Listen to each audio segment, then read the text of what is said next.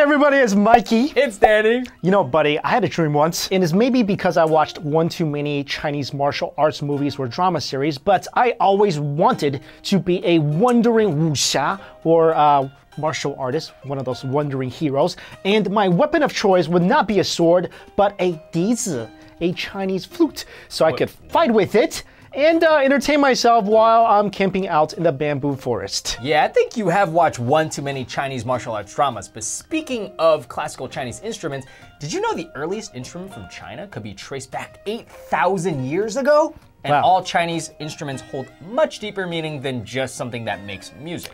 Actually, I did know that because, you know, that's my dream with the DIZI and all that martial art flying around stuff. I'm surprised you have time to practice music with all that martial arts. Yeah, it's gotta cram it in, man. You gotta be a well-rounded individual. Anyway, all Chinese instruments are classified by their material construction into 8 categories. Jin, which is metal, Shi, which is stone, Tu, which is clay, Ge, which is hide, Si, which is silk, Mu, which is wood, Bao, which is gourd, and Zu, which is bamboo. Collectively, these 8 classifications are known as the Bayin, or the 8 sounds. All materials used to make these instruments originate from nature, and the significance and symbolism of each is closely tied to its natural origin. While each of the Chinese instruments differ greatly in character, their interactions produce sounds that are very pleasing to the ear and that may surprise the listener. In fact, the emotions that these instruments are capable of evoking are as refined and subtle as they are complex. Through the performance, technical excellence, and emotive expression, any human emotion can actually be depicted. That's deep. Whew. The focus of Chinese music is not merely on people, however. Perhaps due to the fact that their materials originate from the natural world, they are capable at evoking scenes both natural and heavenly. So here are 7 Chinese classical instruments that you should be familiar with. Number 1, Pipa, or the Chinese lute. For thousands of years, the pipa, or Chinese lute, has reigned as the king of Chinese folk instruments. This plucked instrument is often found in the hands of heavenly maidens depicted in traditional paintings. The pipa's construction further epitomizes ancient Chinese belief. Its body, by traditional Chinese measurement, is 3 feet 5 inches, representing the 3 powers of heaven, earth, and man, and the 5 elements, which are metal, wood, water, fire, and earth. Meanwhile, the 4 strings represent the 4 seasons.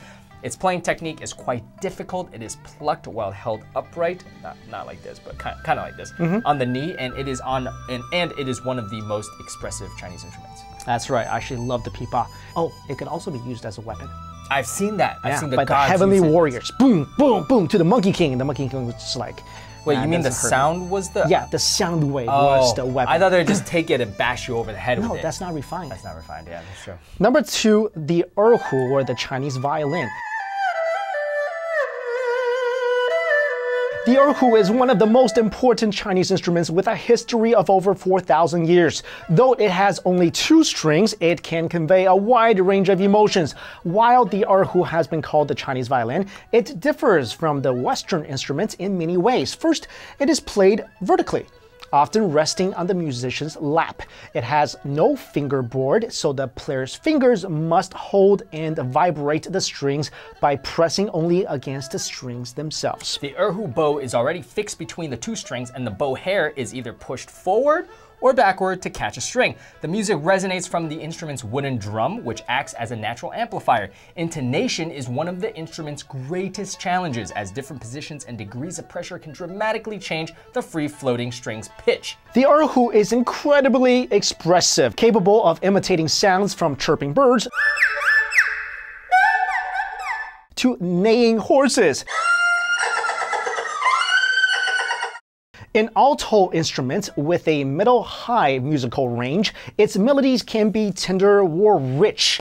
In its lowest and middle range, the ERHU is especially stirring and somber, a quality eminently suitable for conveying the grand pageant of Chinese history and the emotions of its people. Actually, often said that the ERHU is the closest instrument to imitating the human voice. Oh, yeah. It can also imitate baby crying. That's right. The next one, DIZI, or bamboo flute.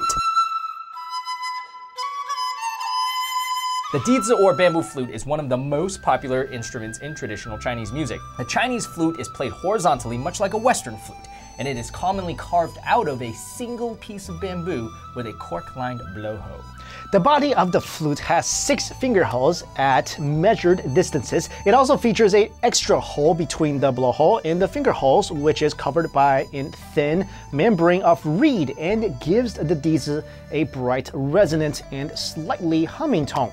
While many of the world's cultures have similarly carved flutes, only the DIZI has this unique feature. For example, another Chinese flute that is similar to the DIZI in material and basic structure is called the XIAO.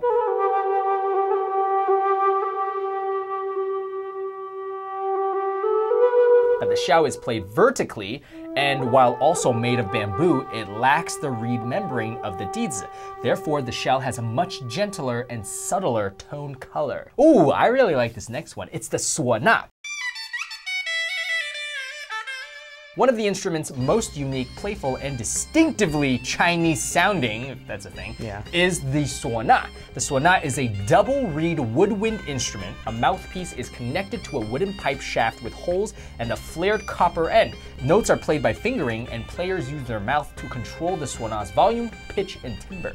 Skillfully played, the Suona produces clear, bright notes that sometimes resemble bird calls. Not surprisingly, one of the most famous Suona pieces is called 100 Birds, paying homage to the phoenix. The Suona is a popular sight in many traditional Chinese folk rituals. It heralds the bride's arrival in Chinese weddings, accents rites in funerals, and commemorates abundant harvests in festivals.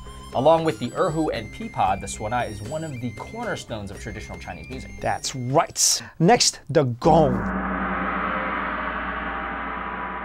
The Chinese gongs are typically made out of bronze with a large face roughly 1 to 2 feet in diameter. Their round shape has holes at the top through which a rope is run to hang the gong on a frame.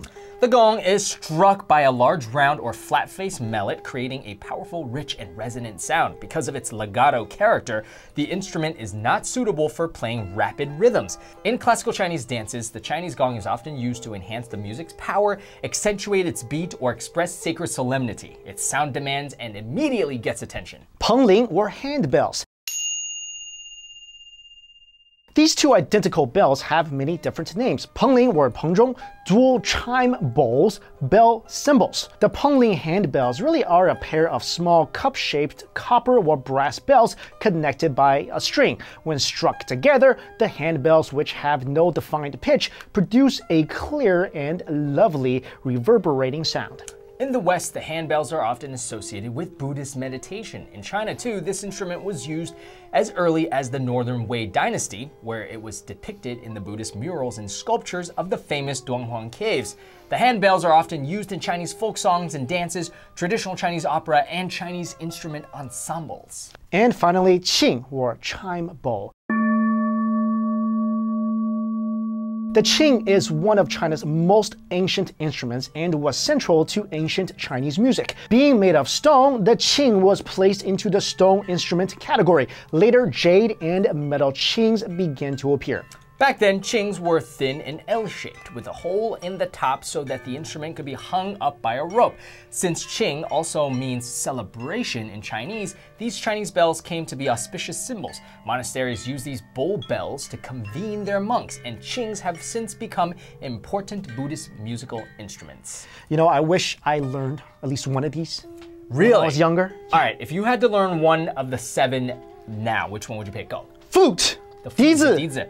What the xiao? Because you probably want to use it in combat. Thank you so much. See, I would definitely learn the ERHU.